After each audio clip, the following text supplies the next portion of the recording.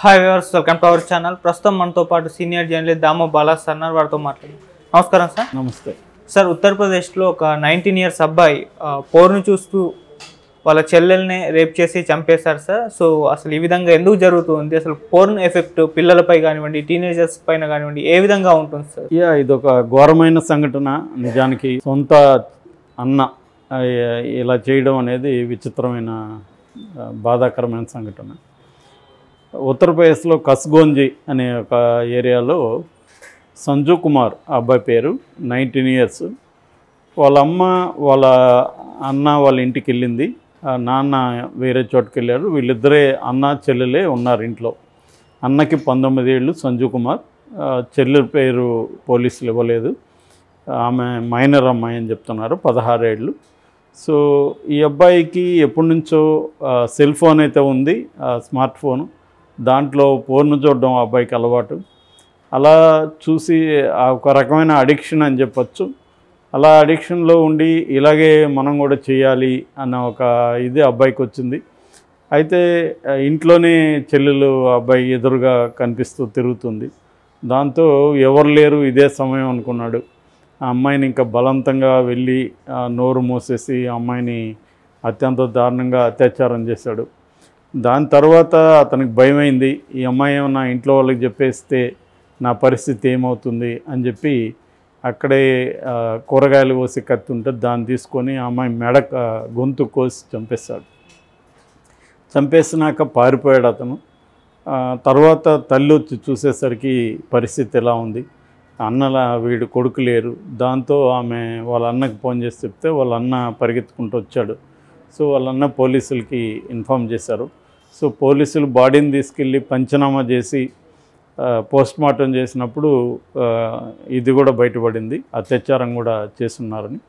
దాంతో వాళ్ళ ఇంట్లో వెళ్ళేటప్పుడు అన్నే ఉన్నాడు కాబట్టి ఖచ్చితంగా అతని రోల్ ఏదన్నా ఉంటుందని పోలీసులు గ్రహించి ఏం చేశారంటే అతన్ని పట్టుకోవడానికి 2-3 బృందాలని పెట్టారు. మొత్తానికి ఒక 2-3 రోజుల్లో అతన్ని పట్టుకోగలిగారు. సో అతను చెప్పింది ఏంటంటే పోలీసులకి, ఎందుకు ఇలా చేసా ఉన్నప్పుడు నాకు ఆ పోర్ను చూస్తూ ఉంటే నాకు మైండ్ అంతా ఎట్లాగో మారిపోయింది, నేనేం ఆలోచించలేదు, అలాగే చేయాలనిపించింది, బాడీ అంతా ఇదైపోయింది. తర్వాత చేసిన తర్వాత నాకు భయమైంది, ఈ అమ్మాయి చెప్పేస్తుందేమో అని. ఇంకా చెప్పకుండా ఉండాలంటే చంపేద్దామని ఆ స్టేజ్లో అనుకున్నాను. నేనేమీ ఆలోచించలేకపోయాను, తర్వాత ఏం జరుగుతుందో అవన్నీ కూడా ఆ టైంలో నేను ఆలోచించలేదు అనేది పోలీసులకి చెప్పాడు. సో నిజానికి ఇది ఎందుకు ఇలా జరుగుతుంది, ఇది ఫస్ట్ టైం కాదు. అయితే మనం సొంత చెల్లెల్ని ఇలా చేస్తాడనేది వినడం అయితే ఈ మధ్యకాలంలో ఫస్ట్ టైమే. కానీ దీని మీద చాలా అధ్యయనాలు జరిగాయి. టీనేజర్స్ మీద ఇండియాలో, ముఖ్యంగా విదేశాల్లో పక్కన పెడితే ఇండియాలో టీనేజర్స్ మీద, ముఖ్యంగా పిల్లల మీద, కిడ్స్ మీద ఈ పోర్న్ ఎఫెక్ట్ ఏం జరుగుతుంది అనేది. నిజానికి సినిమాల మీద ప్రతి ఒక్కడు పడి ఏడుస్తాడు, కానీ సినిమాల కంటే కూడా డేంజరస్ వచ్చి మన చేతిలో ఉండే ఫోను. అది ఒక మారణాయుధం లాగా చెప్పచ్చు, అంత భయంకరమైనది అది. సో ఈ ఫోన్ని చిల్డ్రన్కి, ఇట్లాంటి టీనేజర్స్కి ఇచ్చేస్తే మనం చూస్తాం, ఎక్కడ చూసినా ఫోన్లు పట్టుకొని పిల్లలు కనిపిస్తూ ఉన్నారు. తల్లిదండ్రులు కానీ చాలామంది ఏం చేస్తారంటే వాళ్ళు టైం స్పెండ్ చేయలేక పిల్లలతో ఫోన్లో వాళ్ళకి గేమ్స్ ఆడుకుంటారని ఇంకోటని వాళ్ళకి ఇచ్చేస్తారు. ఎందుకంటే పిల్లలతో టైం చేసే పరిస్థితి, చాలామందికి టైం స్పెండ్ చేసేది పరిస్థితి పేరెంట్స్కి లేదు. రెండోది, ఎడ్యుకేషన్ పరంగా కూడా వాళ్ళకు ఉపయోగపడతాయని కొన్ని స్కూల్స్ కూడా అలో చేస్తున్నారు. అయితే వాళ్ళు స్ట్రిక్ట్గా అన్ని యాప్స్ని డిలీట్ చేసి వీటిలో కూడా పోర్ను రాకుండా అన్నిటినీ కంట్రోల్ చేసుకొని ఆ ఫోన్ ఇస్తున్నారు చైల్డ్ దీంతో. కానీ ఇట్లా వీళ్ళ ఫ్యామిలీ చూసుకున్నప్పుడు వీళ్ళకి పెద్ద ఎడ్యుకేషన్ లేదు, చిన్న చిన్న పనులు చేసుకునేవాళ్ళు. ఇంకా పిల్లలకి వాడు అడిగినప్పుడు, కొడుకు ఇంటర్మీడియట్ చదువుతున్నాడు అబ్బాయి. సో ఆ అబ్బాయికి ఫోన్ అడిగితే ఫోన్ తీసి ఇచ్చేశారు. లేదంటే అతను గోల్ చేస్తాడు, ఆత్మహత్య చేసుకుంటాను బెదిరిస్తాడు, ఇలాంటి కండిషన్.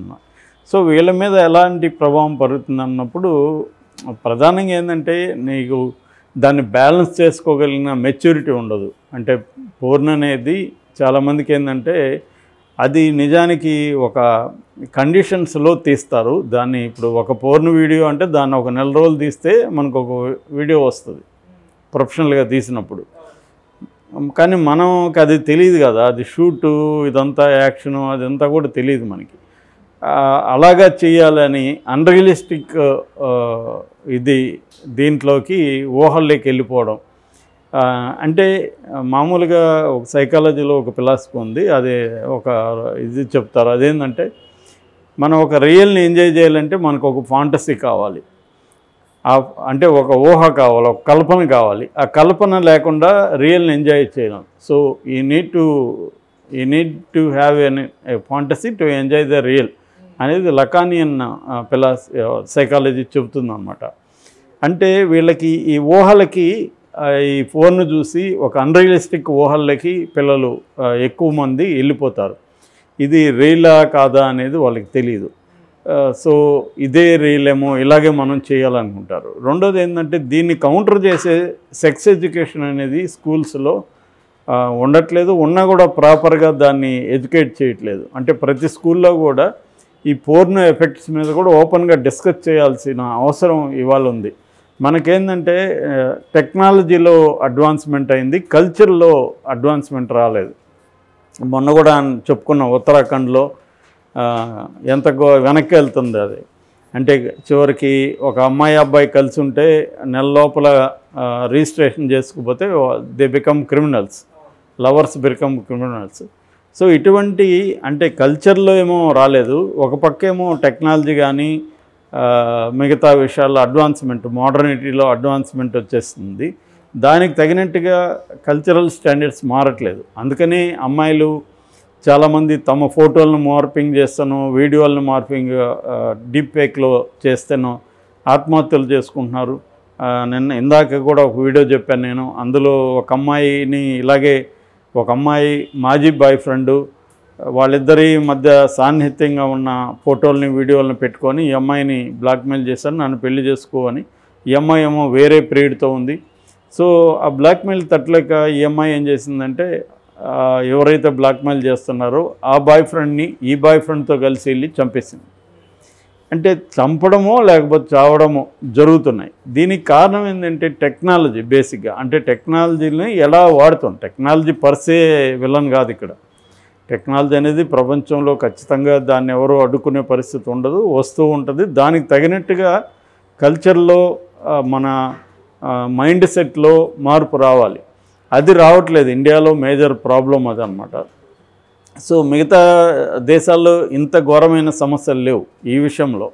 సో ఇక్కడ ఏంటంటే ఇప్పుడు ఈ అబ్బాయి ప్రాపర్గా దీన్ని అర్థం చేసుకొని ఉంటే మన సొంత చెల్లెల్ని మనం క్షణికం అతను నిజానికి అతని ఆనందం కూడా ఏముండదు. దాన్ని ఏంటంటే అతని మైండ్ అంతా కూడా డిస్టర్బ్ అయిపోయింది. సో ఈ హైపర్ సెక్సువాలిటీ అనేది ఒకదాన్ని ఇది పెంచుతుంది, అన్రియలిస్టిక్ దీన్ని పెంచుతుంది పిల్లల్లో. దీనివల్ల వాళ్ళల్లో ఇంకొక సమస్య కూడా అంటే యాంగ్జైటీ, డిప్రెషను ఇలాంటి మెంటల్ హెల్త్ ఇష్యూస్ కూడా ఎక్కువ వస్తున్నాయని రీసెర్చ్లో తెలిసిందనమాట. అందుకని పిల్లలకి మనం ఫోన్లు ఇచ్చేటప్పుడు ముఖ్యంగా తల్లిదండ్రులు చాలా జాగ్రత్తలు తీసుకోవాలి. ఆ ఫోన్లలో మిగతా ఏవి రాకుండా చూసుకోవాలి.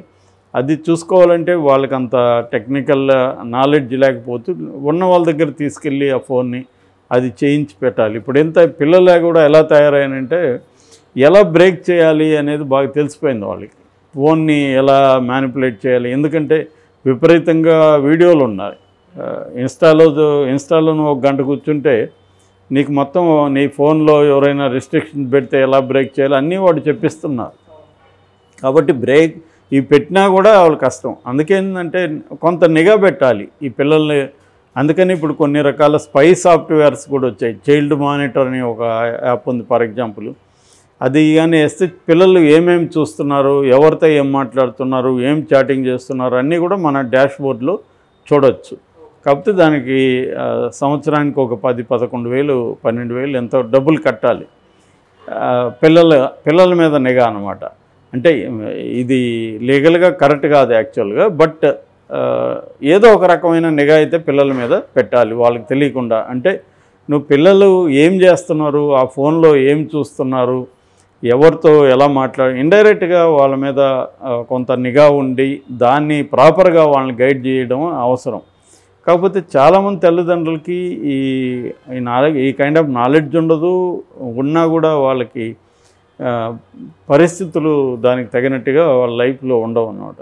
అందుకని నాకు తెలిసి ఇవి ఇంకా పెరుగుతాయి. ఇంకా ఏఐ టెక్నాలజీ వస్తుంది, డీప్ఫేక్ టెక్నాలజీ వస్తుంది, ఇంకా క్రైమ్స్ రకరకాలవి మన దేశంలో బీభత్సంగా పెరగబోతున్నాయి.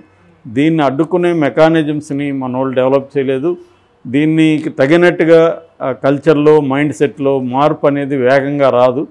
సో ఇంకా మనం చాలా చూడబోతున్నాం ఇలాంటివి.